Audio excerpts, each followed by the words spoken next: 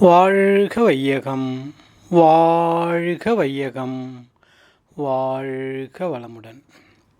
இந்த அமைதியான சூழலே இந்த இணையத்தில் இணைந்துள்ள அமர்வில் இணைந்துள்ள அனைத்து மனித தெய்வங்களுக்கும் வணக்கங்களும் வாழ்த்துக்களையும் தெரிவித்துக்கொண்டு இன்றைய சிந்தனையை தொடங்குவோம். தவமுறையும் அறநெறியும் பற்ற தருக்கின்ற தன்முனைப்பு குன்றிப்போகும் என அறிவாய் உணர்த்திய மகரிஷியின் பாத கமலங்கள் தொட்டு வணங்கி இன்றைய சிந்தனையை தொடங்குவோம். சிந்தனைக்கான தலைப்பு அருளும் பொருளும். ஐயன் திருவள்ளுவர் சொல்கிறாரு, அருள் இல்லார்க்கு அவ்வுலகம் இல்லை, பொருள் இல்லார்க்கு இவ்வுலகம் இல்லாகி ஆங்கு. வரதராசனார் இதற்கு உரை நல்குகிறார். பொருள் இல்லாதவருக்கு இந்த உலக வாழ்க்கை இல்லை என்பது போல உயிர்களிடத்து அன்பு இல்லாதவர்களுக்கு, அதாவது அருள் இல்லாதவர்களுக்கு அவ்வுலக வாழ்க்கை இல்லை என்று உரை எழுதுகிறார். இதில் வேதாத்திரிய கருத்து எப்படி இருக்கிறது அப்படின்றத பார்ப்போம். இந்த பொருள் என்றால் என்ன, அருள் என்றால் என்ன? முதல்ல பொருள் என்பதை பற்றி பார்க்கலாம். நம்முடைய வாழ்க்கையில், அன்றாட வாழ்க்கையில் நம்முடைய கண்களால் அல்லது புலன்களால் உணரக்கூடியது பொருள் அப்படின்னு நம்ம நார்மலாக சொல்கிறோம். எடுத்துக்காட்டாக சொத்து, பணம், சாதனங்கள் என்று உதாரணம் சொல்லலாம். ஆனால் திருவள்ளுவர் இந்த குறளை பொருட்பாலில் கொடுக்கலை, அறத்துப்பாலில் கொடுக்குறார்.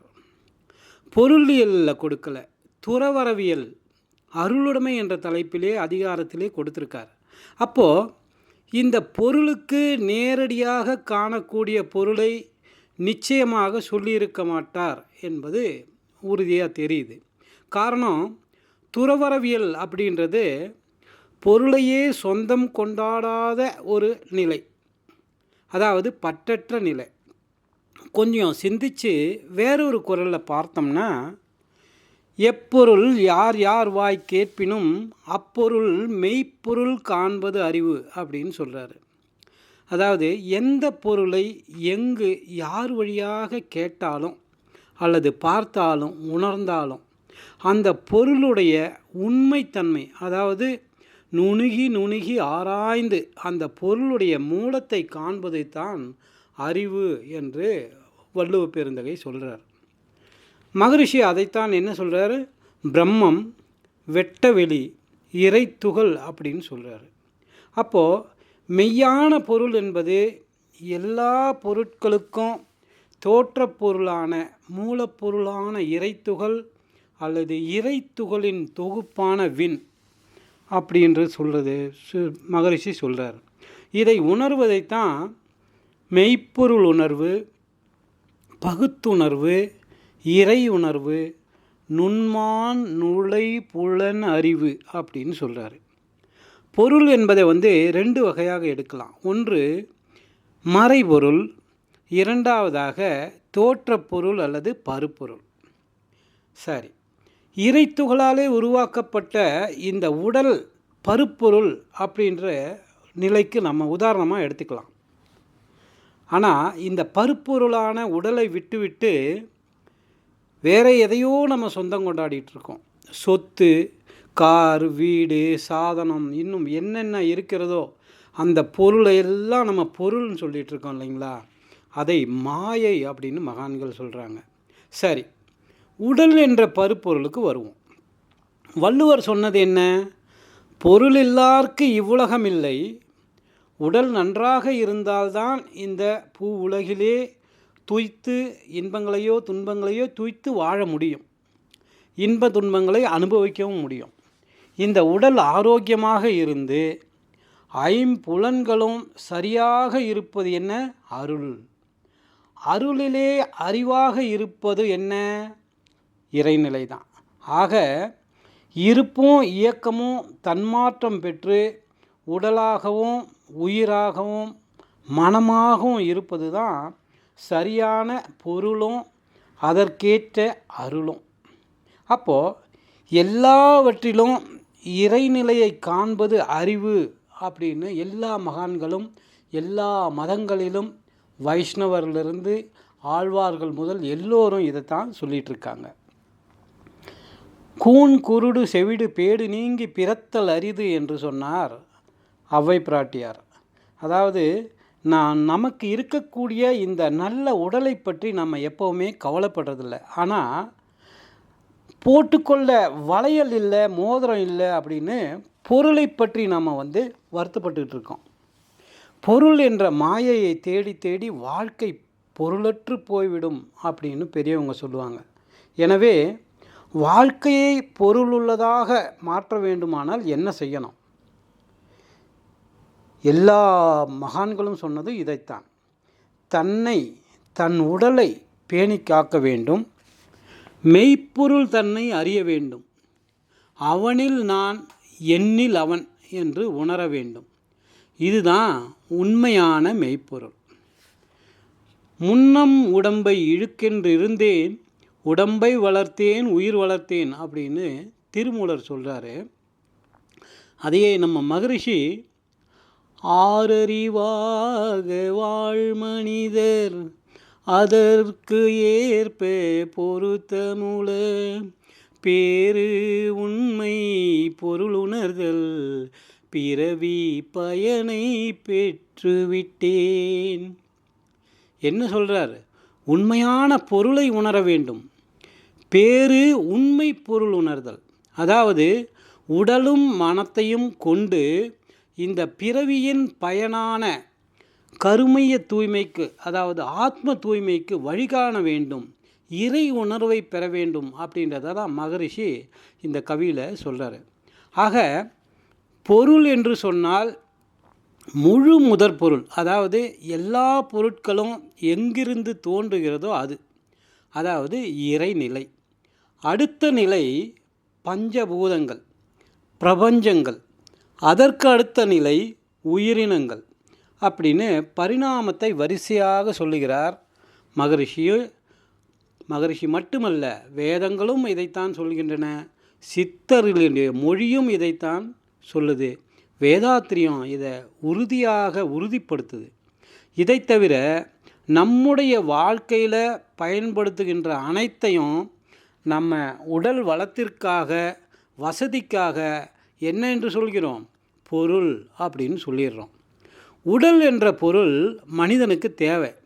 இதை வச்சுத்தான் உலகத்திலே இன்பத்தையும் துன்பத்தையும் புலன்கள் வழியாக அனுபவிக்கிறோம். அதோடு மட்டும் நிற்காமல் ஆழ்ந்து தன்னை அறியக்கூடிய நிலையை ஏற்படுத்த வேண்டும். அதாவது மெய்ப்பொருளான இறை நிலையையே நானாக இருக்கிறேன் என்பதை உள்ளுணர்வாக உணர வேண்டும். வேதத்தை யான் படித்ததில்லை, ஆனால் வேதத்தின் உட்பொருளாய் எனக் கண்டேன். வாதத்தில் யான் கலந்து கொண்டதில்லை, வாதிப்போர் அனைவருக்கும் பொருளாய் உள்ளேன். பேதித்த அண்டங்கள் உயிர்களுக்கெல்லாம் பிறப்பிடமாய் கருப்பொருளாய் என்னை கண்டேன். சோதிப்போர் புலனறிவால் என்னை காணார், சுயநிலையை அகத்துணர அவர் நான் ஒன்றே அப்படின்னு மகரிஷி கவியாக கொடுக்கிறார். மகரிஷி எல்லாருக்கும் தெரியும், 3ஆம் வகுப்பு முறையே படிச்சிருக்காரு. அதற்கு காரணம் அவருடைய இளமை காலத்தில் இருந்த வறுமை. அந்த வறுமையினாலே வேதத்தை படிக்கக்கூடிய ஒரு நிலையை அவர் ஏற்படுத்தி கொள்ளவில்லை. ஆனால் அப்போது இருந்த ஞானத்தால், தவத்தாலே உணர்ந்ததை இங்கே விவரிக்கிறார். என்ன சொல்கிறார்? வேதத்தை நான் படித்ததில்லை என்றாலும் வேதத்துடைய உட்பொருளும் நானும் ஒன்று தான். வாதம் அப்படின்னு சொல்லக்கூடிய தர்க்கத்தில் கலந்து கொண்டதே இல்லை. இருந்தாலும் வாதிக்கும் அனைவரும் வாதிக்கக்கூடிய பொருளாகவும் நானே இருக்கிறேன். பரிணாமத்தில் தோன்றக்கூடிய அண்டங்கள், பிரபஞ்சங்கள், ஓர் அறிவு முதல் 6 அறிவு உள்ள உயிர்களுக்கு மூலமாகவும் நான் என்ற மூலப்பொருளான இறைநிலையாகவே கண்டேன். எங்கே, எப்படி என்று பேசுபவர்களுக்கு புலன்களால் காணாமல் தன்னிலை உணர்ந்தால் தோற்றமும் நிகழ்வும் பரிணாமமும் நானே என்று இறைநிலை எல்லாமாக இருப்பதை, அதாவது பொருளாகவும் நிகழ்ச்சிகளாகவும் இருப்பதை உள்ளுணர்வாக உணர்த்துகிறார் மகரிஷி. மனிதனிடம் இருக்கின்ற உயர்ந்த பொருள் என்பது இந்த பருவுடல். அப்போது இந்த பருவுடலை நாம் எப்படி பாதுகாக்க வேண்டும்? உள்ளம் பெருங்கோயில் ஊனுடம்பே ஆலயம் அப்படின்னு சித்தர்கள் சொல்லியிருக்காங்க. உள்ளம் என்பது என்ன? ஆன்மா. ஆன்மா என்பது என்ன? பரமாத்மாவுடைய பின்னப்பட்ட நிலை, அதாவது இறைநிலையின் அம்சம். ஆக இரண்டும் ஒரு பொருள்தான் என்ற அர்த்தமாக நம்ம எடுத்துக்கலாம். இந்த உடலின் மதிப்பை நம்ம அறிஞ்சிருக்கோமா அப்படின்னு கேட்டால் நிச்சயமாக இல்லை. பரமாத்மாவுடைய பின்னப்பட்ட ஜீவாத்மாவை குடிவைத்து கொண்டிருக்கக்கூடிய இந்த ஆலயமான உடம்பை நாம் எப்படி ஆரோக்கியமாக வைத்து கொள்ள வேண்டும்? அதை கொஞ்சம் யோசிக்கணும். ஆன்மாவின் மனதுடைய விரிவு நிலையை எப்படி தூய்மையாக வைத்து கொள்ள வேணும்? யோசிக்கணும். கருமயத்தையே தூய்மையாக வைத்துக்கணும். ஆன்மாவை சுத்தப்படுத்தணும். ஆன்மா ஜீவாத்மா தூய்மை பெறும்போது நாமே மகான் என்ற நிலையை பெற்று தெய்வமாகி விடுகிறோம். அதாவது மூலப்பொருளோடு ஒன்றி ஒன்றி ஒன்றி அதுவாகவே மாறிவிடுகிறோம். இதற்கு என்ன செய்யணும்? நம்முடைய அருட்தந்தையின் கொடையான உடற்பயிற்சிகளை தவறாமல் செய்ய வேண்டும். உயிருக்கான காயக்கல்பம் செய்ய வேண்டும். மனதிற்கான அகத்தவங்கள் செய்து வர வேண்டும். குணங்களுக்கான தற்சோதனை என்ற அகத்தாய்வுகள் எப்போதும் செய்ய செய்ய என்ன ஆகும்? இந்த ஆன்மா லயமான உடலும் உள்ளமும் தூய்மையடைந்து பரமாத்மாவோடு ஒன்ற முடியும். விலங்கன பதிவுகளாகவே பெற்று வந்த நாம் இதையெல்லாம் செய்ய விடாமல் அலைக்கழிப்பது எது அப்படின்னு பார்த்தா சஞ்சித கர்மந்தான். அதனால் ஏற்படுகின்ற பேராசை, சினம், கடும்பற்று, முறையற்ற பால் கவர்ச்சி, உயர்வு தாழ்வு மனப்பான்மை, வஞ்சம் என்ற 6 துர்க்குணங்கள் மற்றும் அவை தோன்ற காரணமாக இருக்கக்கூடிய தான், தனது என்ற பொருள் பற்று, புகழ்பற்று, இதுதான் இல்லைங்களா? இந்த பொருள் பற்றைத்தான் முறையாக கட்டுப்படுத்த வேண்டும் என்கிறார்கள் மகான்கள். பொருட்களிலே ஏற்படுகின்ற உறவிலே கண்ட உண்மை நிலை தெளிவு அப்படின்னு சொல்கிறாரு மகரிஷி. விளைவறிந்த விழிப்பு நிலையிலே ஞானம் ஏற்பட வேண்டும். முழு முதற் பொருளிலிருந்து தோன்றுகின்ற எல்லாமே பொருள்தான். ஆனால் நாம் தான் என்ன பண்ணுறோம்? ஒரு எல்லையை கட்டிக்கொள்கிறோம். செல்வம் என்று சொல்லக்கூடிய ப்ராப்பர்ட்டிஸ் அப்படின்னு சொல்லக்கூடிய ஒரு நிலையை மட்டும்தான் இன்னும் வேணும்னு நம்ம சேர்க்க நினைக்கிறோம். பரமாத்மாவின் அம்சமாக இருக்கக்கூடிய ஆன்மா லயமாகிய வீடாகிய உடலையும் வெளிப்படுத்தும் மனம், உள்ளம், இதை ரெண்டையும் தூய்மையாக செம்மையாக நிறைவாக வைத்து கொள்ள வேண்டுமே தவிர இன்று நமக்காக இருந்து நாளை மற்றவர்களுக்காக மாறிப்போகும் ஒரு பொருளை நாம் பெருசாவே நினைக்கக்கூடாது. பொருள் வேண்டாம் என்று சொல்லலை, யாருமே சொல்லலை. இந்த பருப்பொருளான உடலும் மறைபொருளான உயிரும் பிரபஞ்சத்திலே வாழ தேவையான அசேதன சேதன பொருட்கள் நிச்சயம் தேவை. இங்கு தான் உறவிலே தெளிவும் துறவும் வேண்டும் அப்படின்னு சொல்கிறாரு மகரிஷி. ப்ராப்பர்ட்டிஸ் பொருள் என்று சொல்லக்கூடிய ப்ராப்பர்ட்டிஸ் என்றைக்குமே நமக்கு நிலையாக சொந்தமாக இருப்பதில்லை. இதைத்தான் மாயை அப்படின்னு சொல்கிறோம். ஒரு நிகழ்ச்சி, ஒரு ராஜா காட்டுக்கு வேட்டையாட போகிறாரு. அங்கே போனதும் ஒரு மகான் ஒரு துறவியை பார்க்குறாரு. அவர் முகத்திலே தேஜஸ் ஒளி வீசி கொண்டிருக்கு. அவருக்கு இந்த ராஜா தன்னைத்தானே அறிமுகம் செய்துக்கிறாரு. அவருடைய தேஜஸை பார்த்ததும் இவருக்கு அவரை அரண்மனைக்கு கூட்டி கொண்டு போக வேண்டும் என்ற ஒரு ஆர்வம் வருது. அவர்கிட்ட கேட்குறாரு, ஐயா நீங்கள் எங்கள் அரண்மனைக்கு வரணும், அங்கே எங்கள் வீட்டில் உள்ளவர்களுக்கும் மக்களுக்கும் உபதேசம் செய்யணும் அப்படின்னு சொல்கிறாரு. மகரிஷியும் ஒத்துக்கிட்டு அவர் கூட வர ஆரம்பிக்கிறாரு. அந்த காட்டை விட்டு வெளியே வரும்போது சொல்கிறாரு, மகரிஷிக்கிட்ட இந்த ராஜா சொல்கிறாரு, இந்த காடு முழுவதும் என்னுடைய ராஜ்யத்துக்கு உட்பட்டது, இந்த ராஜ்யமே என்னுடைய அரசாட்சிக்கு உட்பட்டது, இங்கே பார்க்கிற இந்த பெரிய அரண்மனை என்னுடையது, அங்கே இருக்கக்கூடிய எல்லா வஸ்துக்களும் என்னுடையது அப்படின்னு சொல்லிகிட்ருக்காரு. அப்போ மகரிஷி கொஞ்ச நேரம் சும்மா அமைதியாக இருந்துவிட்டு சிரிக்க ஆரம்பிக்கிறார். சிரிக்க ஆரம்பிக்கும்போது இந்த மகாராஜா கேட்குறாரு, மகரிஷி அவர்களே ஏன் சிரிக்கிறீங்கன்னு கேட்குறாரு. அப்போது மகரிஷி அங்கே முன்னாடி ஒரு ஃபோட்டோ, அதாவது ஒரு ஓவியம் இருக்குது. அந்த ஓவியத்தில் இந்த மகாராஜாவுடைய அப்பா, அதாவது பழைய ராஜா அங்கே இருக்கார். அப்போ சொல்கிறாரு, இதையே சில ஆண்டுகளுக்கு முன்பாக உன்னுடைய அப்பா இதே போல தான் என்னுடைய ராஜ்யம், என்னுடைய வஸ்து, என்னுடைய ஆட்சி அப்படின்னு சொல்லிகிட்டு இருந்தார். இன்றைக்கி அவர் ஓவியமாக தொங்கிக் கொண்டிருக்கார். இன்று நீ சொல்லிக்கிற, அதனால் நாளைக்கு யாரோ அதை நினைத்தேன் சிரிப்பாக வந்தது அப்படின்னு சொல்கிறாரு. அப்போது நிலையான பொருள் என்பது என்ன? எல்லா தோற்றங்களுக்கும் காரணமான மூலப்பொருள் எது? அதைத்தான் மகரிஷி சொல்கிறார், இறைநிலை, தெய்வம், பிரம்மம், வெட்டவெளி. மற்றவை எல்லாமே தோற்றங்கள், தோற்ற பொருட்கள். அதை நாம் தூய்க்க வேண்டும். எப்படி? அளவோடும் முறையோடும். இன்ப துன்பங்களை உணர வேண்டும். எப்படி? அதையும் அளவோடும் முறையோடும். ஆனால் இறைநிலை, பரம்பொருளை உணர வேண்டும். எப்படி? முழுமையாக, முற்றுணர்ந்த நிலையாக, வாழ்வின் நோக்கமாக, பிறவி பயனாக உணர வேண்டும். எல்லா பொருட்களிலும் உயிர்களிலும் இறைநிலையே, இறைநிலையின் தன்மையே என்ற கருத்து நமக்குள்ளே ஓங்கி வளர வேண்டும். எல்லா உயிர்களிடத்தும் அன்பும் கருணையும் மலர வேண்டும். சரி, இவ்வளவு நேரமும் பொருளை பற்றி மட்டுமே தான் பேசிகிட்டு இருக்கோம். அப்போ அருள் என்பது என்ன? பொருளும் அருளும் என்ற தலைப்பிலே சிந்தனை இருந்தாலும் பொருளும் அருளும் வேறு வேறா என்ற கேள்வி வருது இல்லைங்களா? மகரிஷி இறைநிலைக்கு என்ன டெஃபினிஷன் கொடுக்குறாரு? வற்றாயிருப்பு, பேராற்றல், பேரறிவு, காலம் என்ற வளம் நான்கும் நிறைந்த பெருவெளியே தெய்வமாம். அதாவது இருப்பாக இருந்த ஒன்று ஆற்றலால் விரிவடைந்து தோன்றி அறிவாக இயங்கி காலம் என்ற கட்டுக்குள் இருக்கும் ஒன்றே தெய்வம், பிரம்மம் என்கிறார் மகரிஷி. ஒன்றிலிருந்து ஒன்றை பிரிக்க முடியுமா என்றால் கண்டிப்பாக முடியாது.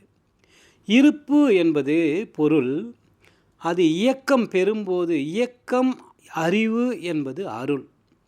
காலம் என்பது மறைபொருள், கால வேகம் என்பது அருள். இப்படி பொருளையும் அருளையும் பிரிக்க முடியாத ஒன்றாகவே எப்போதும் இருக்கிறது. பொருளே அருளாகிறது. இறைநிலை என்ற மறைபொருளே விண் என்ற அருளாகிறது. விண் என்ற பொருளே அதிர்வு என்ற அருளாகிறது. அதிர்வு என்ற மறைபொருளே காந்தம் என்ற அருளாகிறது.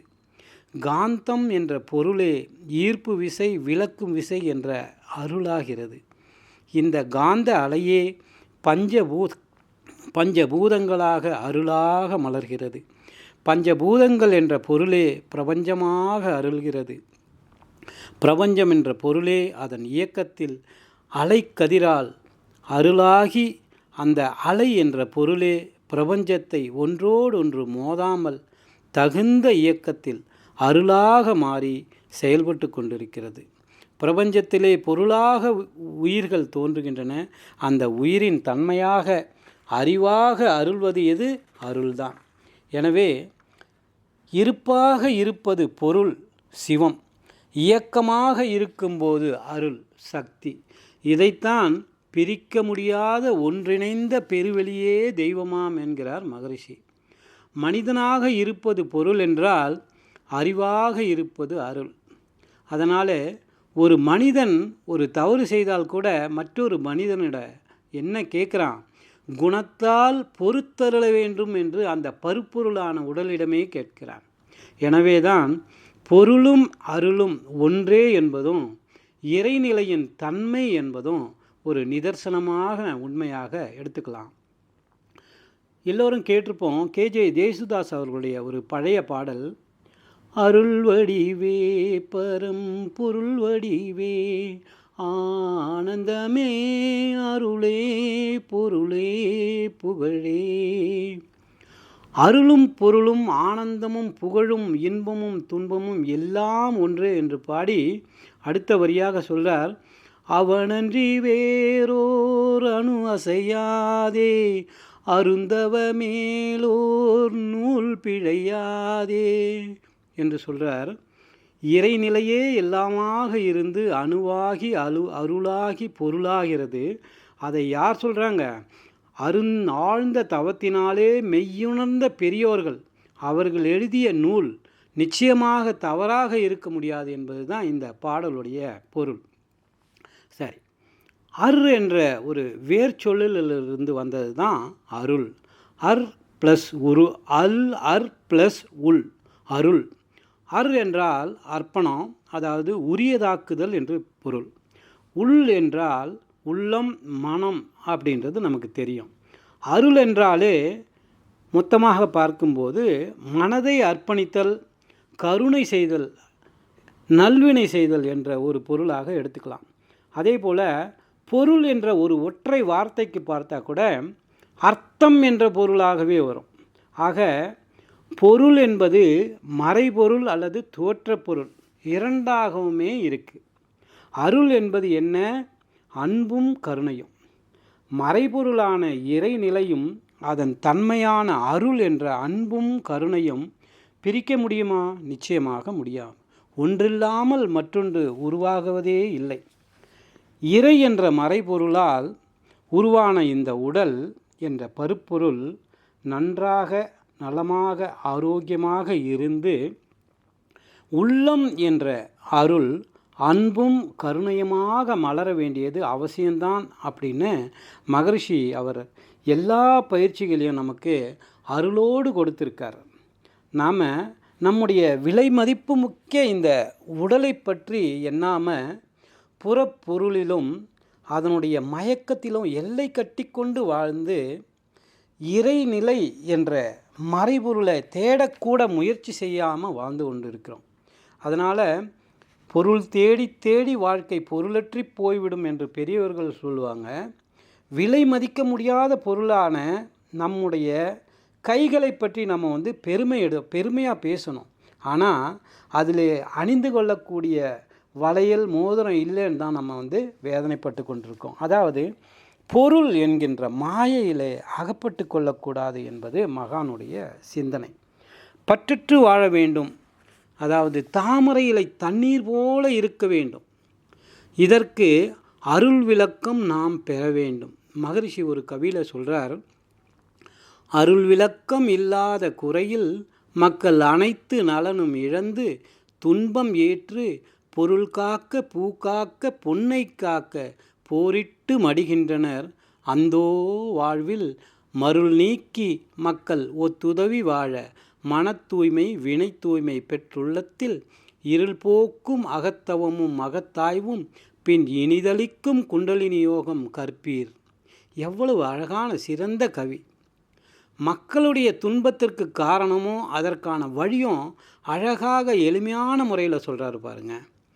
அருள் பற்றிய விளக்கம் இல்லாத முறையிலே நம்முடைய நலனை இழந்து துன்பத்தை ஏற்று பொன்னையும் பொருளையும் பூமியும் காப்பதற்காக மற்றவர்கள் மீது பொறாமைப்பட்டு போரிட்டு வீணாக மடிந்து போவதைத்தான் ஆதங்கத்தோடு பார்க்கிறார் மகரிஷி. அந்த மயக்கம் நீங்கி அன்பும் கருணையும் சேர்ந்து எல்லா உயிர்களுடையும் நட்பு நலத்தோடு வாழ வேண்டும். மன தூய்மையும் வினை தூய்மையும் பெற்று அறியாமை என்ற இருளை நீக்கும் தற்சோதனைகளும் தவமும் பேரின்பத்தை அழிக்கக்கூடியதாகிய குண்டலினி யோகம் கற்று அதனுடைய நெறிப்படி வாழ்வதுதான் வழி அப்படின்னு மகரிஷி அதனுடைய விதிமுறைகளை சொல்கிறாரு. மனித மனம் எப்படி இருக்கணும்? அருளில்லாத மனிதர் உள்ளம் அறிவில்லாதது, அறிவில்லாத மனிதர் உள்ளம் பணிவில்லாதது, பணிவில்லாத மனிதர் உள்ளம் பண்பில்லாதது, பண்பில்லாத மனிதர் உள்ளம் அன்பில்லாதது என்று ஒரு கவியிலே படித்திருக்கிறோம். அருளும் அறிவும் பணிவும் பண்பும் அன்பும் வாழ்க்கையின் நெறி. இவைகள்தான் மனிதனை மனிதனாக்கும், மனிதனை மகானாக்கும் ஒரு வழி. ஆக புலன்களுக்கு எட்டிய பொருள் பற்றிய அளவு முறை காணணும். மறைபொருளை உணர வேண்டும்.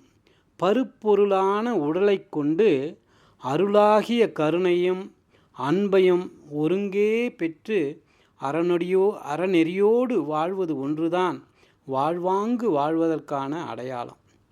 பொன்னகை எதற்கு, புன்னகை போதும் என்று சொல்வது போல பொருள் தேவைக்கு மேல் உள்ள பற்றை விட்டுவிட வேண்டும். பற்றுக பற்றுக பற்றற்றான் பற்றினை என்ற வள்ளுவரின் வாக்கை கடைபிடிக்க வேண்டும். அருளோடும் பொருள் புரிந்த பொருளோடும் வாழ வேண்டும். வையமெல்லாம் வாழட்டும் வாழ்க்கை நலம் காத்தினிதாய், வளரட்டும் மெய்யறிவு வாழ்க்கை இன்பம் துய்த்தலிலே, உய்ய மெய்ப்பொருள் நாட்டம் உலகெங்கும் மக்களிடம், ஓங்குக மேலோங்குக நம் உள்ளங்கள் ஒன்றுபட என்ற நிலையிலே வாய்ப்பளித்த அனைத்து நல்லுள்ளங்களுக்கும் நன்றி கூறி அருளும் பொருளும் என்ற இந்த சிந்தனையை நிறைவு செய்கிறோம்.